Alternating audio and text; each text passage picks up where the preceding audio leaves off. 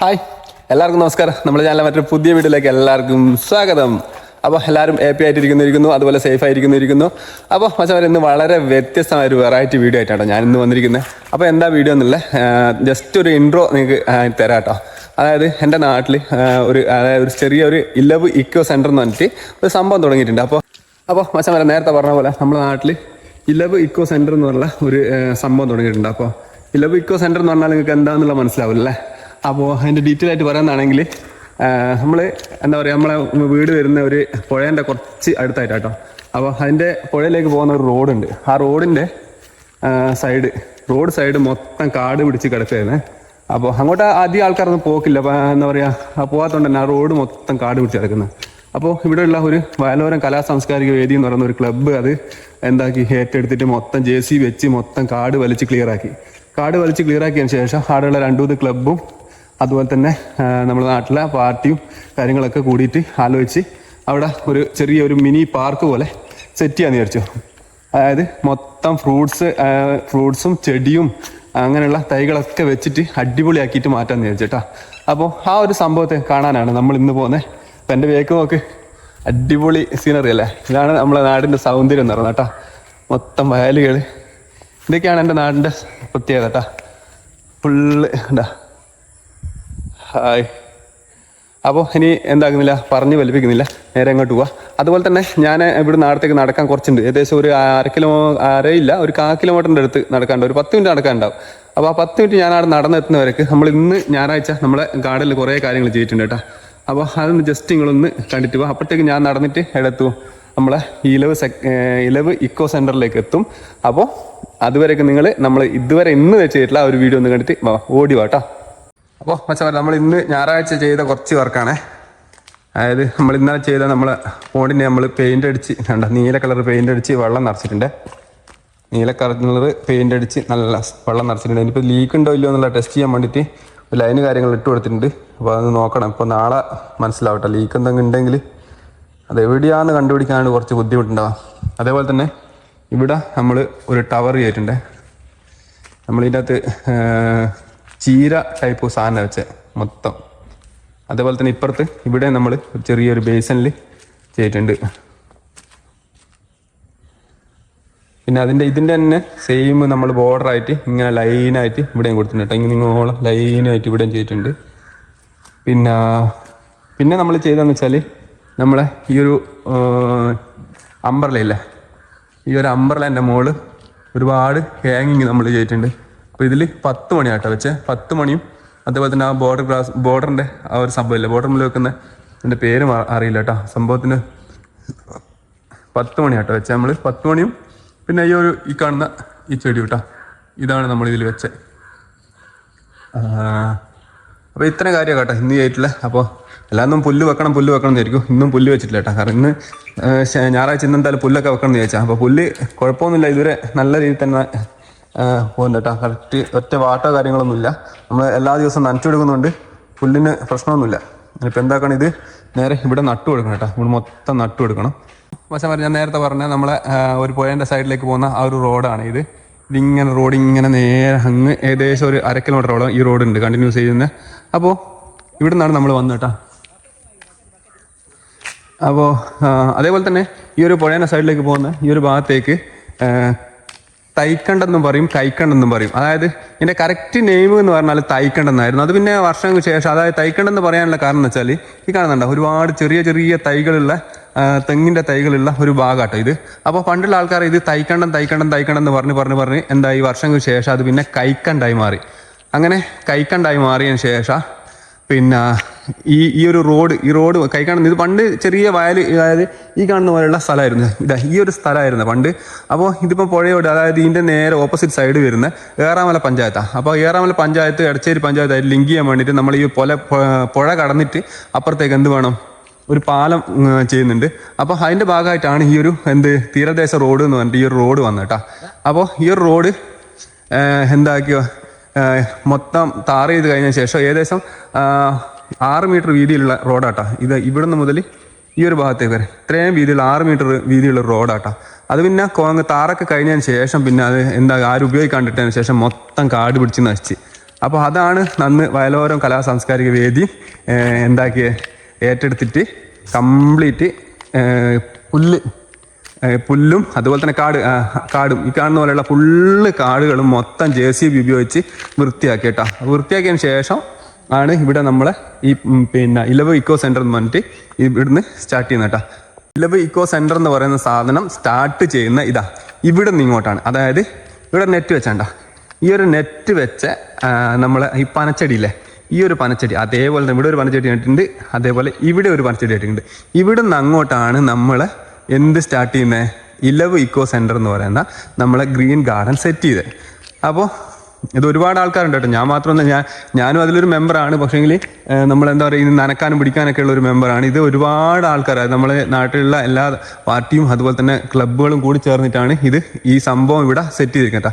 ഇതിപ്പോൾ ഒരുപാടുണ്ട് കേട്ടോ തൈ. ഞാൻ ജസ്റ്റ് ഓരോന്ന് കാണിച്ചേട്ടാ. ഇതണ്ട നനക്കുന്ന സുമേഷ് വേണ്ട, ഇങ്ങനെ ഓരോ ആൾക്കാരും വന്നിട്ടാട്ടോ ഇത് ചെടി നനക്കുന്ന ഓരോരുത്തരും.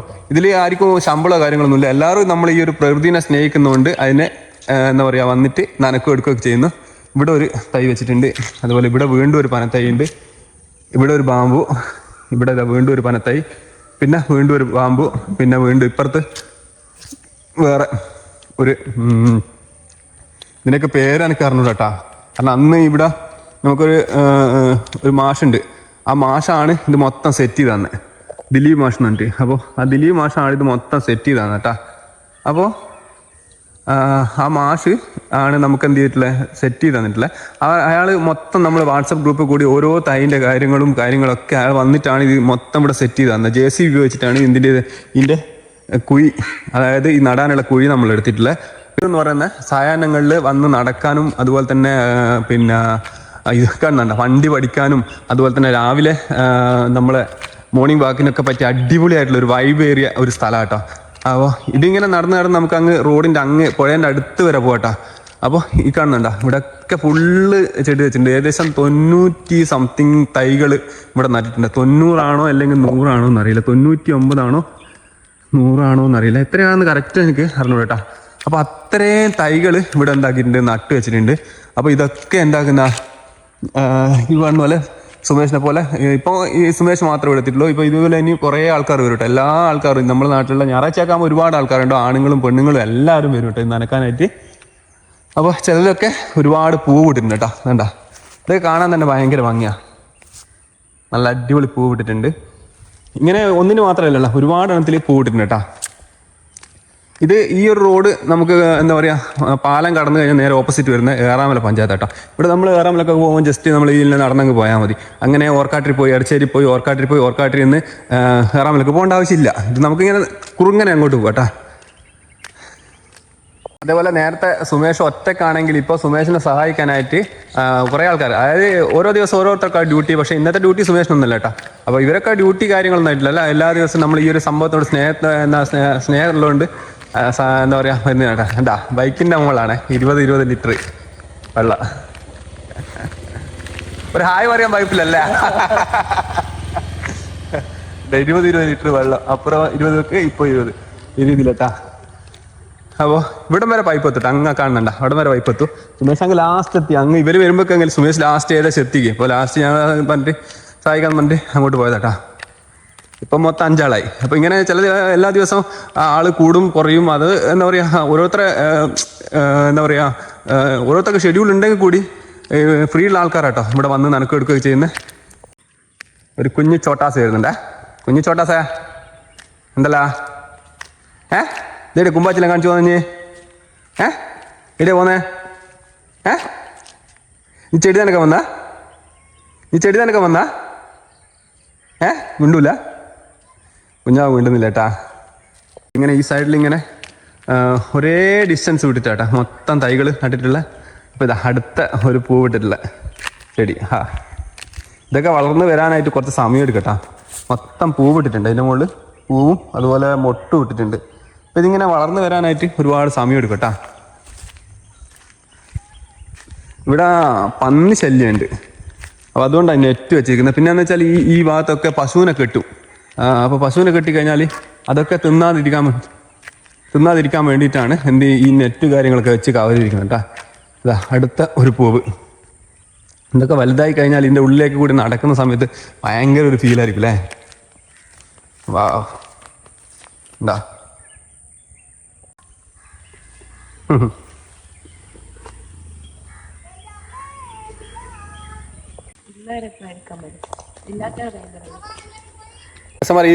ഈ സ്ഥലത്തിന് എൻ്റെ എന്താ പറയുക ഒരുപാട് കുട്ടിക്കാലത്തിൻ്റെ ഓർമ്മകളുണ്ട് കേട്ടോ.